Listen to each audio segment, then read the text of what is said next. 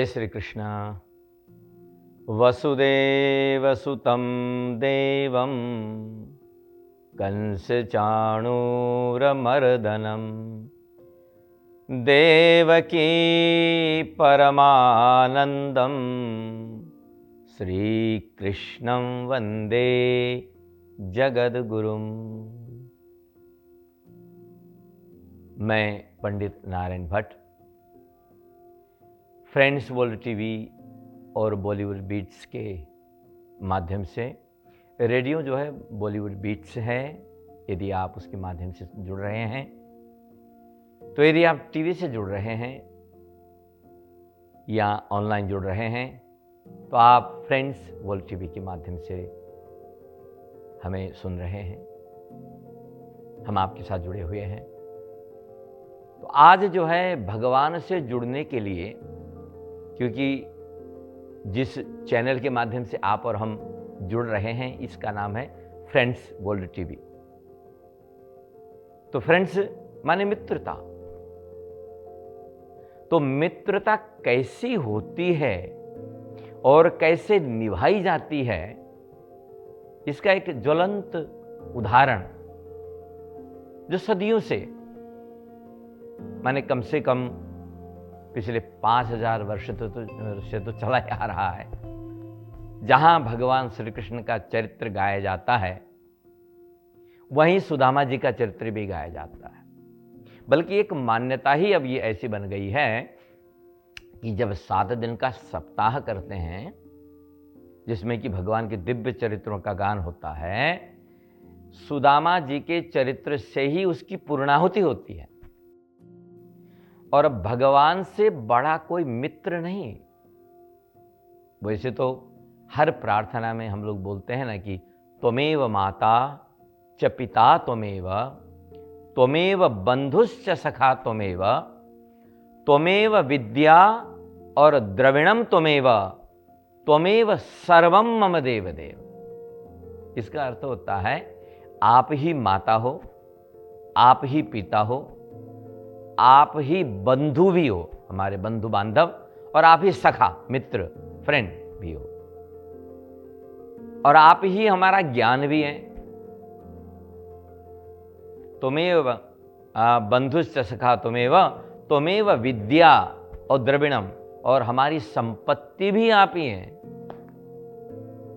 और भक्त ने कहा कि मेरे सर्वस्व ही आप हैं।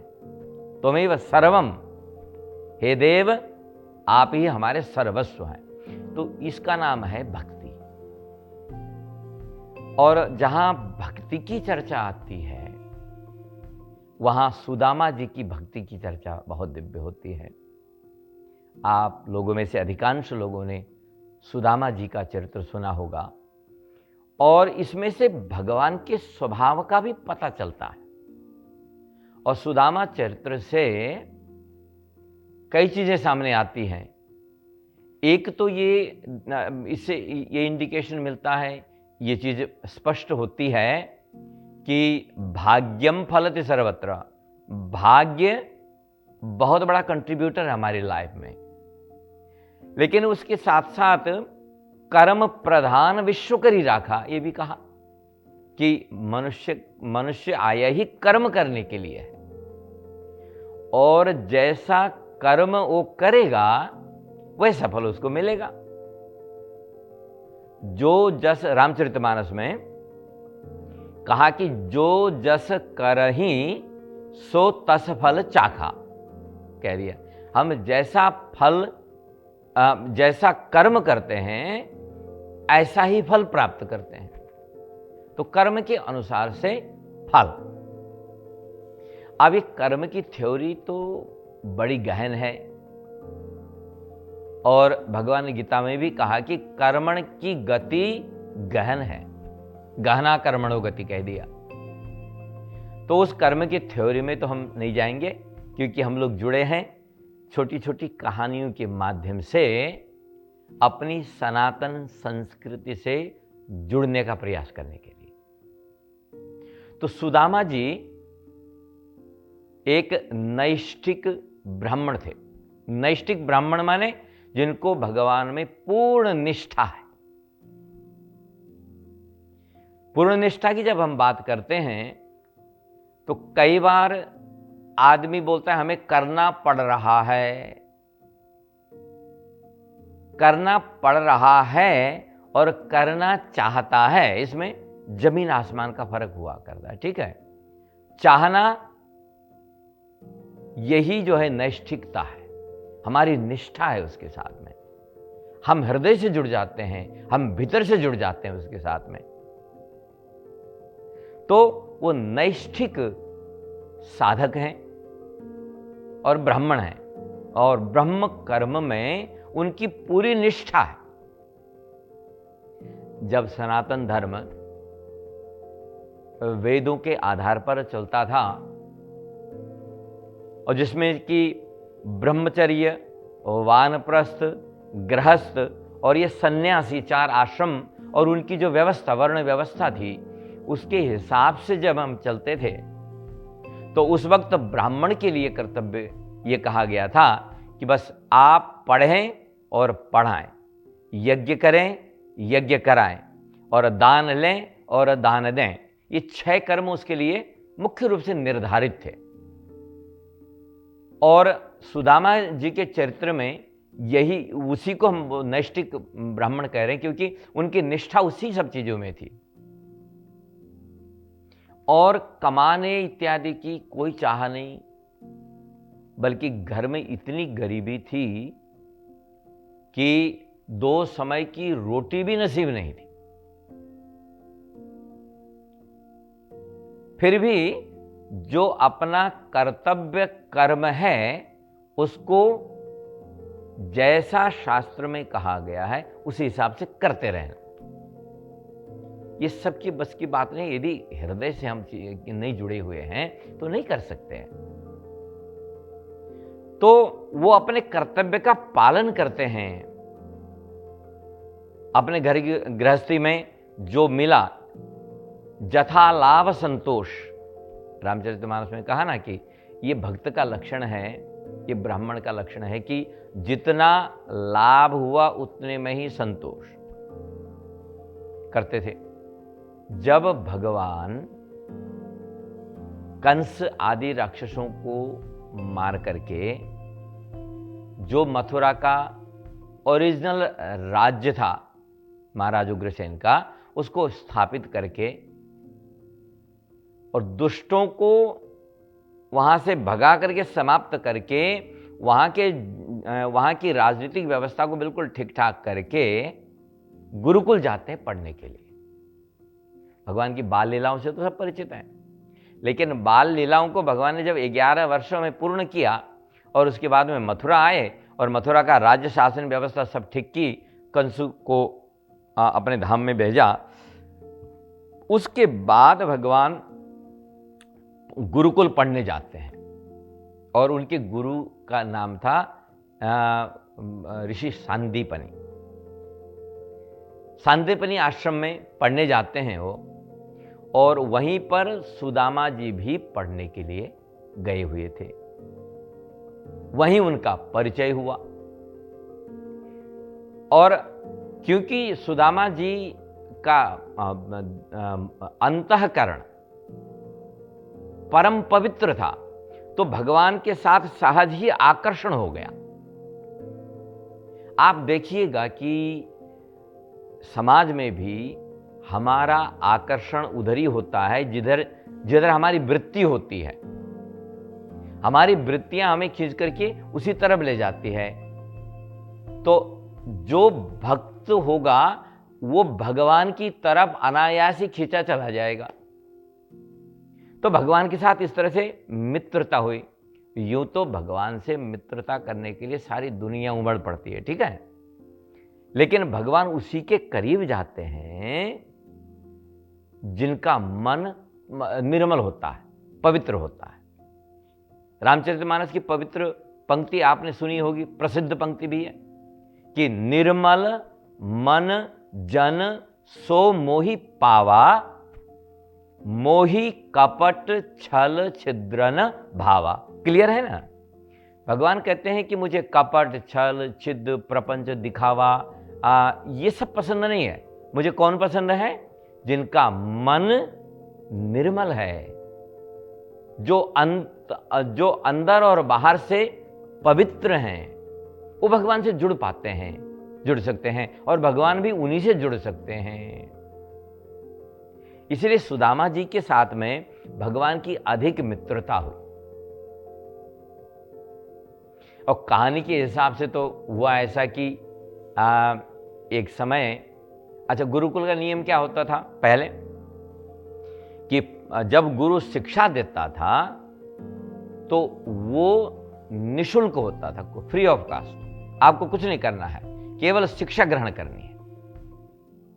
लेकिन गुरुकुल के नियम हुआ करते थे कि क्योंकि गुरुकुल में नित्य यज्ञ होता था, हवन होता था, तो उसके लिए आसपास के जंगलों से जाकर के समिधा, जो हवन करने योग्य काष्ठ है, लकड़ी है, उसको बिन के लाना होता था जंगलों से, और वो काम होता था विद्यार्थियों का, शिष्यों का। तो जब सबको जाना पड़ा तो भगवान, सब जाते थे तो भगवान ही गए, भगवान ने भी पूर्ण नियम निभाए। भगवान ने कहीं भी कोई भी स्पेशल प्रिविलेज लिया ही नहीं, वो सर्वसाधारण बन करके रहे। और एक दिन जब ये सब जंगल में गए तो गुरु मां ने सुदामा जी से कहा कि बेटा, ये छोटा है और राजकुमार भी है, और इसको लगेगी भूख, आने में देर हो गई तो ये चने रख लो और तुम भी खा लेना और उसको भी खिला देना। तो सुदामा जी ने कहा ठीक है ठीक है, दूंगा मैं। लेकिन उस दिन घटना ऐसी घटती है कि जब ये जंगल में गए तो थोड़ी देर में आंधी और तूफान आने लगा। तो आंधी तूफान इतना ज्यादा आया कि ये जो आप पेड़ों की डली, माने नीचे पानी इतना भर गया कि उनको पेड़ में चढ़ना पड़ा। तो पेड़ों में जब चढ़ने लगे तो सुदामा जी एक पेड़ पर चढ़ गए और कृष्ण दूसरे पेड़ में चढ़ गए। आमने सामने ही है, बहुत दूर नहीं है। अब अंधेरा हो गया, रात हो गई, घर नहीं जा सकते क्योंकि बारिश हो रही है, और बरसात हो गई, कीचड़ हो गया है, पानी बहुत ज्यादा भर गया है। अब जो है ऊपर से बरसात, ठंडी ठंडी हवा, अब इनको लगी भूख, स्वाभाविक है। तो सुदामा जी के पोटले में चने हैं। तो इधर भगवान कृष्ण कह रहे हैं कि सुदामा, भूख लगी है। तो सुदामा जी ने कहा कि भूख तो मुझे भी लगी है। तो सुदामा जी क्या कर रहे थे कि थोड़े थोड़े 2-4 चने लेकर के चबा रहे थे। तो भगवान कृष्ण ने कहा तुम क्या खा रहे हो? उन्होंने कहा मित्र, मैं खा नहीं रहा हूं। अब सुदामा जी को यह लगा कि यदि बोलूंगा कि मैं खा रहा हूं तो भूखे को भोजन देख करके ज्यादा भूख लगती है। तो उनका भाव रहा होगा कि यदि मैं बोलूंगा मैं खा रहा हूं तो उसको और भूख लगेगी, और परिस्थिति ऐसी नहीं है कि मैं उतरूं और उसको चने दे सकूं। तो कहने लगे कि नहीं नहीं मित्र, ये तो ठंडी के मारे दांत बज रहे हैं, वही आवाज तुम सुन रहे हो। अब भगवान तो सब जानते हैं, वो लीला कर रहे हैं ना।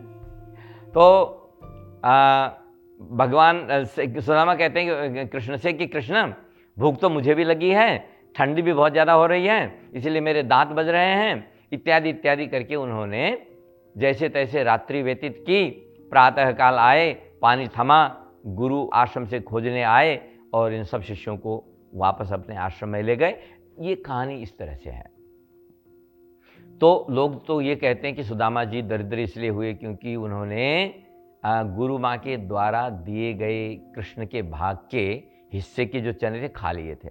इसलिए शिक्षा ये भी है कि यदि हम किसी का भाग मारेंगे, किसी का हिस्सा मारेंगे, तो जो परमात्मा जज है ना, वो तो साक्षी चेता केवलो निर्गुणस्य, साक्षी है ना वो, तो वो तो न्याय तो करेगा।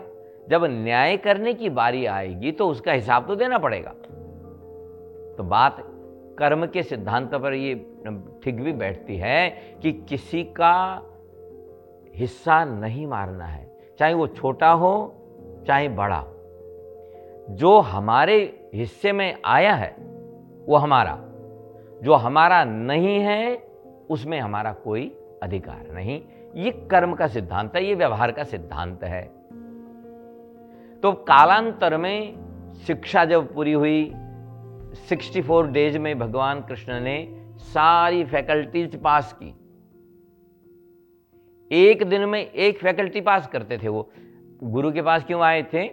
केवल जो मानव लीला करने आए थे ना, उसको मान्यता देने के लिए। अन्यथा तो भगवान के मुख से ही तो वेद निकले हैं, उनकी श्वास से वेद निकले हैं, तो वो तो साक्षात ज्ञान स्वरूप ही है।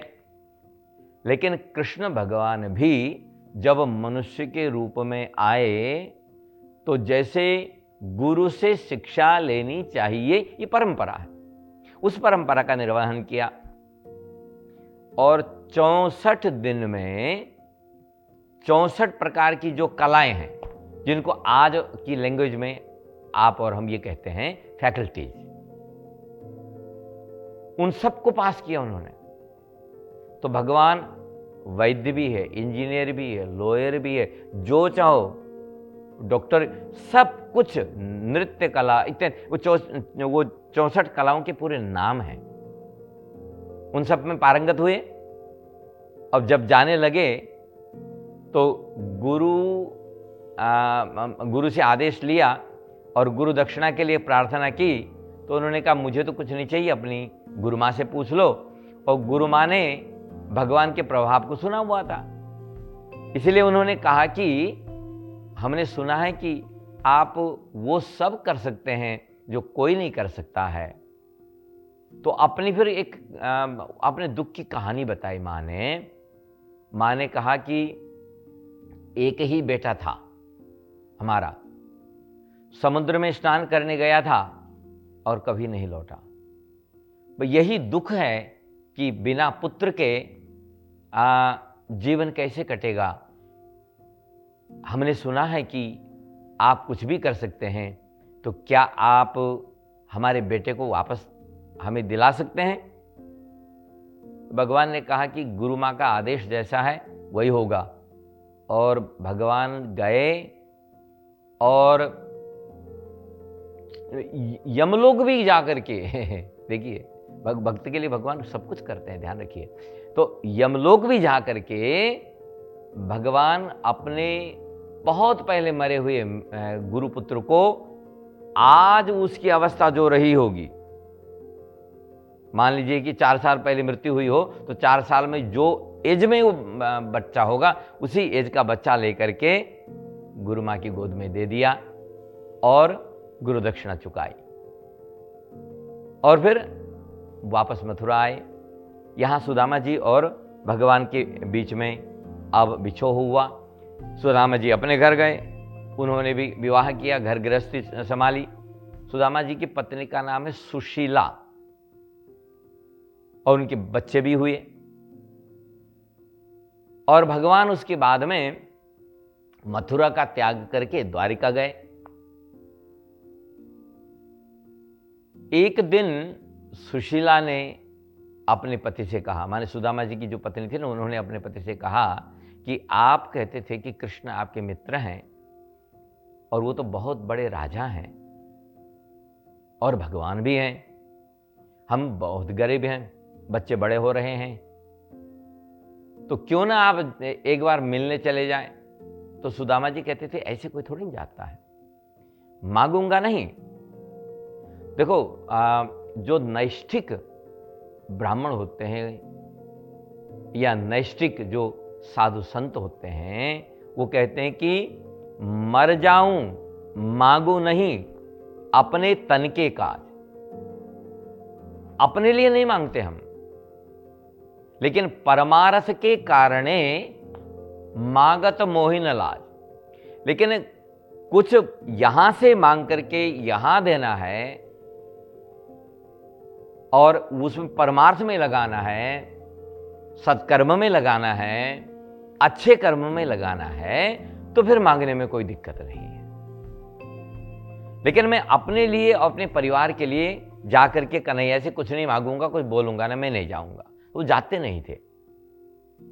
जब सुशीला जी ने बहुत ज्यादा आग्रह किया कि भाई मांगना नहीं, कम से कम मिलके तो आइए ना, तब उन्होंने कहा कि मिलने के लिए जब कोई किसी के पास जाए तो कुछ लेके जाना चाहिए। वैसे भी मैं बड़ा हूं, कृष्ण छोटा है। मैं जब कृष्ण के पास जाऊंगा तो क्या दूं उसको? कुछ देना चाहिए ना, मर्यादा तो ये बोलती है कुछ देना चाहिए। तो मेरे पास देने के लिए कुछ है ही नहीं, तो मैं क्या ले जाऊं और किस मुंह से जाऊं? तब सुशीला जी जो है किसी से उधार मांग करके, ये चौड़ा बोलते हैं, ये जब धान आधा पका हुआ होता है ना, उस वक्त उसको काट करके उसको जो बनाते हैं उसको बोलते हैं चौड़ा। वो 3 मुट्ठी चौड़ा उनके अपने एक पुराने से धोती के टुकड़े में बांध के देती हैं, और उसको लेकर के सुदामा जी भगवान से मिलने द्वारिकापुरी जाते हैं। और भगवान इस वक्त द्वारिकाधीश हैं। कथा आप लोगों ने कई बार सुनी हुई है कि सुदामा जी चल रहे हैं, शरीर में फटे हुए वस्त्र हैं, और पैर में पहले भी तो कुछ जूते चप्पल तो पहले होते नहीं थे, खड़ा इत्यादि होती थी, तो उनके कुछ भी नहीं है। नंगे पांव, कटीले रास्ते, और पहले कोई हाईवे तो होते नहीं थे, कोई ट्रांसपोर्टेशन इतना बढ़िया होता नहीं था, सब पैदल होता था। सुदामा, ऐसा लिखा है कि सुदामा जी जब जाने लगे तो जब थक गए, भूख प्यास लगी है, पोटली में चौड़ा रखा है, अब भूखा आदमी के पास में कहीं कुछ रखा हो और भूख लगे तो क्या नहीं कर सकता है, लेकिन उन्होंने कभी नहीं सोचा कि इसमें से एक मुट्ठी खा लो, नहीं, बोले कृष्ण के हिस्से का है, ये उसी को मिलना चाहिए, भले मैं भूखा रह जाऊंगा, पानी पी के रह जाऊंगा। इसी का नाम है त्याग, और इसी का नाम है निष्ठा सज्जनों। तो उसके बाद में अब लिखा तो यह है कि जब शाम हुई, सुदामा जी एक जगह विश्राम करने के लिए लेट गए, तो और प्रातः काल जब उनकी आंख खुली तो वो द्वारिकापुरी पहुंच चुके थे। उनको पता भी नहीं चला कि ये द्वारिकापुरी पहुंच गए हैं, वो तो सो गए थे।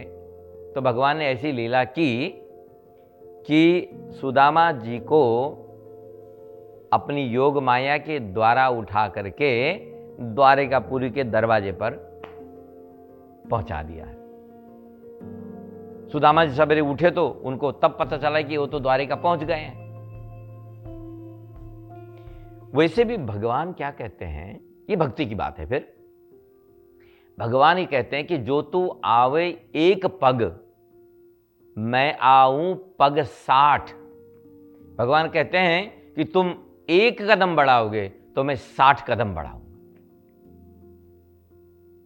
कोई बढ़ाए तो सही, लेकिन पहला कदम भक्त को ही उठाना पड़ेगा, ये ध्यान रखिए। एक कदम जो उठा दिया तो रेशियो यह है कि उधर से भगवान आ रहा है, वो 60 कदम आ रहा है, हम दूसरा कदम उठा रहे हैं, तो उस रेशियो से हम भगवान के पास पहुंचते हैं। और उस तक पहुंचने का पहुंचना या न पहुंचना, ये भी उसी की कृपा पर निर्भर होता है वैसे तो ना। माने जो वो चाहेंगे तो हो पाएगा। राम, यदि हम राम को मानते हैं तो भगवान राम, यदि कृष्ण को मानते हैं तो भगवान कृष्ण, जो चाहेंगे वही होने वाला है।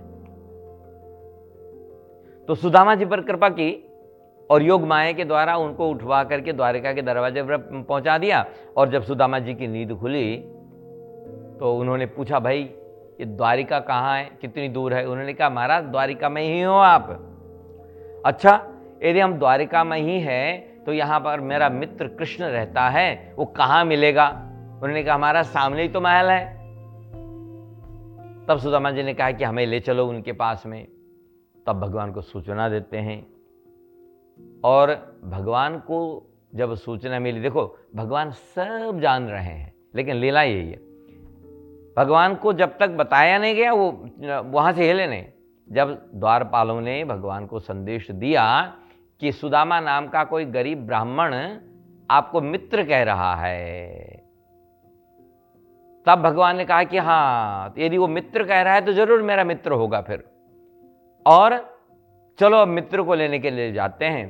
तो मित्र से मिलने के लिए भगवान अपना पीतांबर अपने पैरों में उनके जो भी जैसे जूते चप्पल आप बोलते हैं, उस वक्त बोलते थे पादत्राण, उन सबको भूल करके, छोड़ करके ऐसे दौड़ पड़े जैसे कि कोई बहुत अपना, कोई सगा आदमी आ गया। और भगवान से मिलने के लिए रोज ही बड़े बड़े लोग आते रहते थे। भगवान कभी किसी से यूं मिलने नहीं गए। उनको कहेंगे अच्छा, उनको अतिथि गृह में बैठाइए, मीटिंग रूम में बैठाइए, और फिर हम आते हैं उनसे मिलेंगे। ये एक जो मर्यादा होती है राजा महाराजाओं की, उस हिसाब से। लेकिन यहां तो विचित्र ही हुआ कि भगवान ने सारी मर्यादाओं को रख दिया अलग और दौड़ पड़े। ये देख करके रानियों ने मन में विचार किया कि आखिर ऐसा कौन सा मेहमान आ गया और ऐसा कौन सा अपना आ गया जिनका हमें पता नहीं है, लेकिन भगवान का इतना करीबी है। सुदामा जी जब दरवाजे पर हैं तो सुदामा जी को लग रहा था कि पता नहीं अब पहचानेगा कि नहीं पहचानेगा, कितने वर्ष हो गए। लेकिन भगवान ने जैसे ही सुदामा जी को देखा, सुदामा जी को गले लगाया, महल में लेकर के आए। और यूं तो देखिए, भगवान और भक्त के भाव को देखा जाए तो कहा तो ये जाता है कि भगवान ने सुदामा जी की जब दशा देखी ना, तो भगवान के नेत्रों से आंसू निकल आए कि मित्र, मुझे मित्र कहते हो, लेकिन आज तक तुम आए क्यों नहीं मेरे पास? देख सुदामा की दीन दशा, करुणा कर करुणानिधि रोए, ऐसा लिखा है। भगवान के नेत्रों से अश्रु। तो यह है सच्ची मित्रता।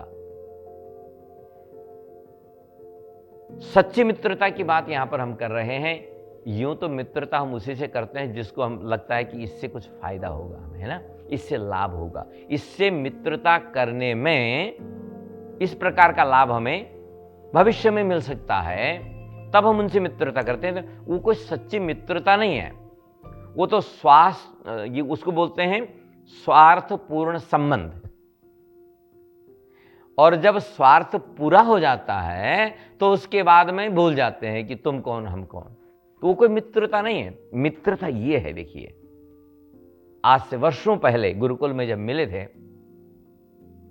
और आज वो स्वयं महाराजा हैं, और एक गरीब ब्राह्मण जब आया तो उनको अपने सिंहासन पर बिठाया, अपने हाथ से पैर धुलाए और अपने हाथ से वस्त्र पहनाए, अपने हाथ से भोजन करवाया, और उनका जो राजसी पलंग था उस पर विश्राम करने के लिए बोला। माने भगवान ने अपने से अधिक मान्यता दी। रामचरितमानस में भगवान खुद ही कहते हैं कि जो व्यक्ति मुझसे भी अधिक मेरे भक्तों को सम्मान देता है ना, उसके हृदय में मैं खुद जाके निवास कर लिया करता हूं। तो मोहिते अधिक संत करी लेखा। जो भक्तों को, संतों को मुझसे भी अधिक सम्मान दे, प्रेम दे, उसके हृदय में मैं निवास करता हूं, ये भगवान ने कहा। तो सुदामा जी का चरित्र सुन करके, पढ़ करके हम लोगों को लगता है कि भगवान न धन देखता है, न संपत्ति देखता है, न पद देखता है, न प्रतिष्ठा देखता है। वो यदि देखता है तो वो केवल हमारा भाव देखता है, हमारी भावनाएं देखता है। कि बड़ी सुंदर बात लिखी है कि भाव का भूखा हूं मैं, भगवान कहते हैं भाव का भूखा हूं मैं, भाव ही एक सार है, और भाव से मुझको भजे जो, तो भव से बेड़ा पार है। तो भगवान भाव का भूखा होता है। तो अब करना क्या है कि हमें अपने भाव को शुद्ध और पवित्र करना है। और यदि चालाकी करके, छल कपट दंभ प्रपंच करके कुछ बनना होता तो इतने लोग आए, बड़े बड़े बलशाली भी आए ना संसार में, लेकिन किसी की कुछ न चली। और कथाएं तो इससे जुड़ी हुई बहुत सारी हैं, लेकिन सुदामा जी के इस चरित्र को 1 मिनट में हम लोग अभी संपूर्ण कर रहे हैं कि उसके बाद में सुदामा जी 2-4 दिन के बाद जब जाने लगे तो भगवान ने उनके हाथ में कुछ नहीं रखा, कुछ नहीं दिया, लेकिन जब उनकी चौड़ा उन्होंने छिन करके खाए। अच्छा, भगवान को छिन करके खाने की आवश्यकता क्यों पड़ी? क्योंकि जब तक हम कुछ देंगे नहीं तो भगवान भी हमें देने के लिए उसका रास्ता नहीं खुलेगा। ये सुदामा जी के चरित्र से हमको सीखने को मिलता है। जब तक वो सुदामा जी ने कुछ दिया नहीं तो कृष्ण उनको दे नहीं सकते वापस। देखिए, अब सुदामा जी नहीं दे रहे हैं, वो अपने चने छुपा रहे, वो अपने चौड़े छुपा रहे हैं। क्यों? क्योंकि वहां तो सोने की थालियों में 56 प्रकार के व्यंजन परोसे जा रहे हैं। अब वो पता नहीं कब के वो चावल हैं, वो भी एक फटे पुराने वस्त्र में बांध करके दिया गया है। तो सुदामा को लग रहा है ये देख करके कहीं कृष्ण न बोले, ये देखो देखो मेरा मित्र क्या लाया है मेरे लिए गिफ्ट, तो मेरी तो हंसी हो जाएगी, मैं क्या मुंह दिखाऊंगा। इसीलिए सुदामा जी छुपा रहे हैं, नहीं दे पा रहे हैं। लेकिन भगवान ने कहा कि जब तक तुम दोगे नहीं मैं तुम्हें कुछ दे नहीं पाऊंगा, इसलिए छिन करके भगवान ने लिया। और ये चरित्र रुक्मिणी जी जानती हैं कि यदि भगवान ने कुछ लिया है तो उसके बदले में वो बहुत कुछ देते हैं। इसलिए जब कभी हमको भगवान के लिए या चैरिटी में, समाज के लिए कुछ देने का मौका मिलता है ना, तो ये अपना सौभाग्य मानना होगा हमें कि हमें देने का मौका मिल रहा है।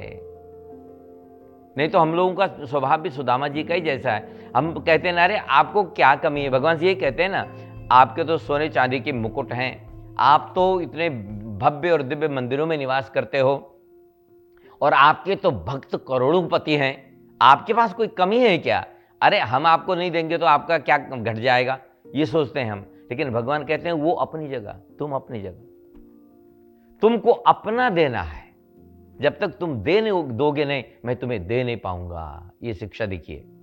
तो सुदामा जी के उन चावलों को छीना, 1 मुट्ठी खाई, 2 मुट्ठी खाई, और तीसरी मुट्ठी खाने वाले थे तो रुक्मिणी जी ने हाथ पकड़ लिया। उन्होंने कहा कि इससे तो हम सड़क में आ जाएंगे। 2 मुट्ठी खा करके आपने 2 लोगों का ऐश्वर्य सुदामा को ट्रांसफर कर दिया ऑलरेडी।